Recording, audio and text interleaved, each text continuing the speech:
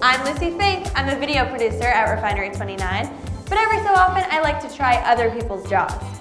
Today I'm at the Brooklyn Navy Yard visiting Catbird, and I'm going to learn how an engagement ring is made and also see if I have what it takes to make my very own bridal jewelry.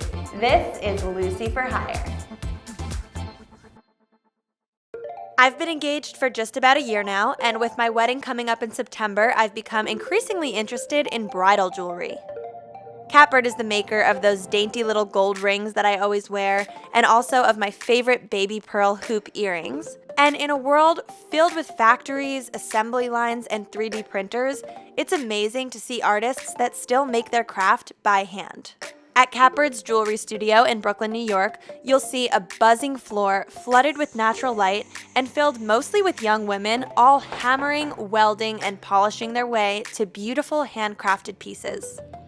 Naturally, the first thing that I took interest in was watching an engagement ring in process from start to finish. It all begins in their gold room. On this day, the jeweler was making Catbird's Violette the Swan ring.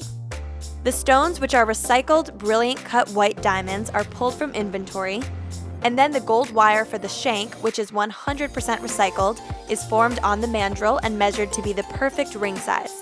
Then in comes the casting, which is basically the head of the ring where the diamonds will sit.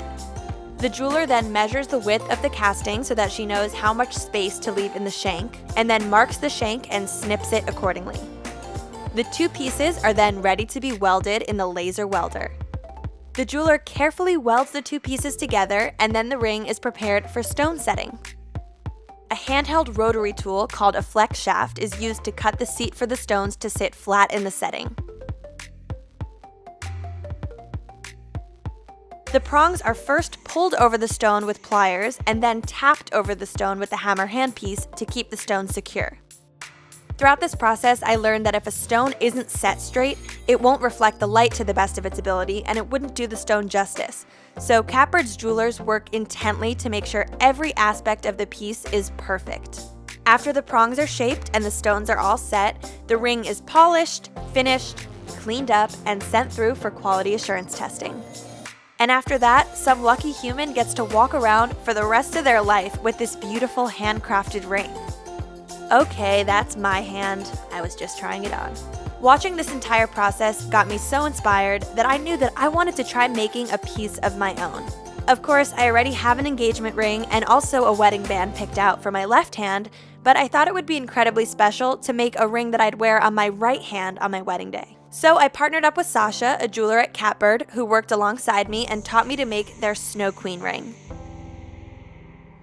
I came into this industry mostly by choice, but both of my parents are in the industry, so it kind of just happened naturally. I personally didn't go to trade school, but I did have somewhat of like an at-home trade school experience through my parents. My mom ran her business upstairs in our home, and we had a bench in my house growing up, so I kind of had my own trade school experience there. I think Lucie's gonna struggle a little, specifically with stone setting. I think cutting the seat for the stone and also just having that level of control with your hands is really important. Just trying not to like nick yourself or laser weld your finger. But yeah, other than that, it's gonna be a really fun experience. And I also heard that she'll be wearing the ring on her wedding day, which is really special, and it's definitely a fun process.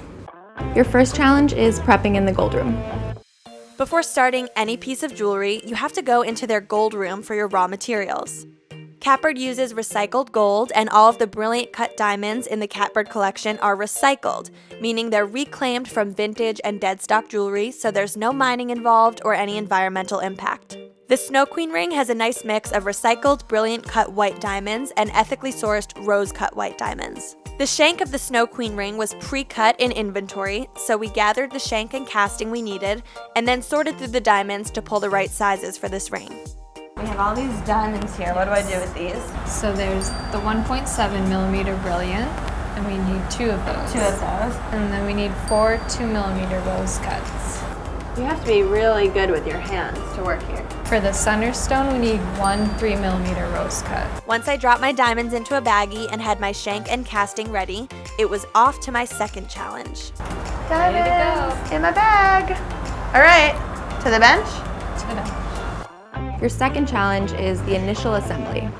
Now it was time for me to stick my hands in the laser welding machine and weld the two pieces together.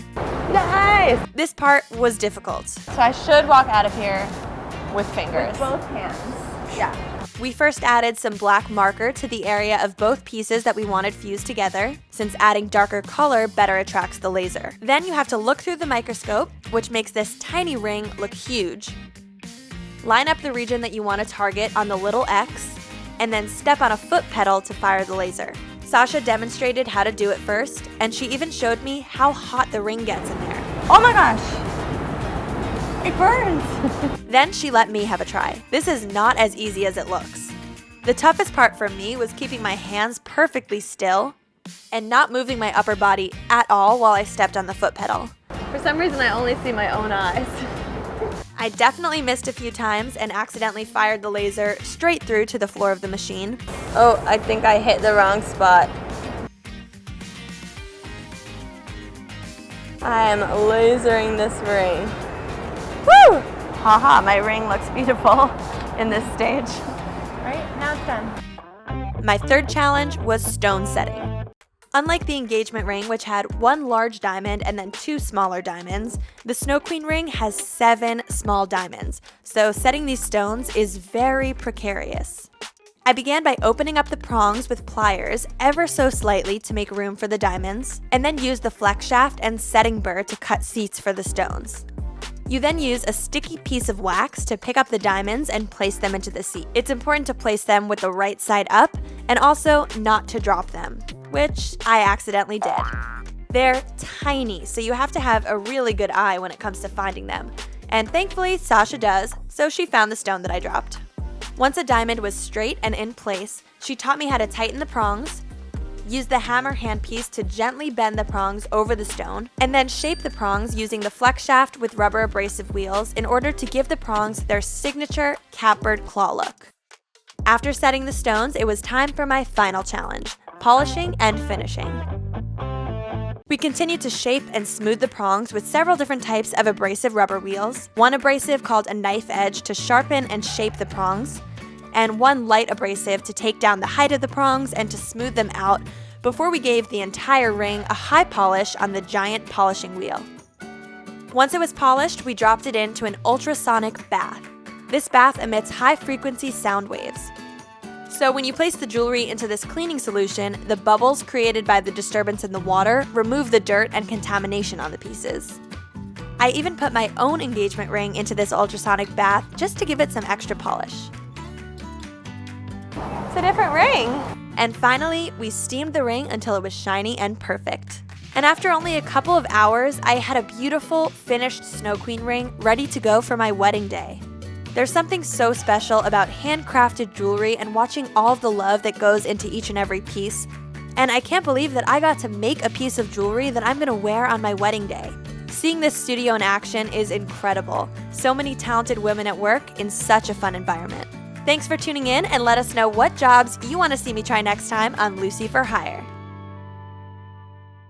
Hey YouTube, thanks for watching. Comment below and let us know what other episodes of Lucie For Hire you want to see. Click right here to watch another video in this series, here to subscribe to Refinery29's YouTube channel, and right here for my personal YouTube channel. See ya!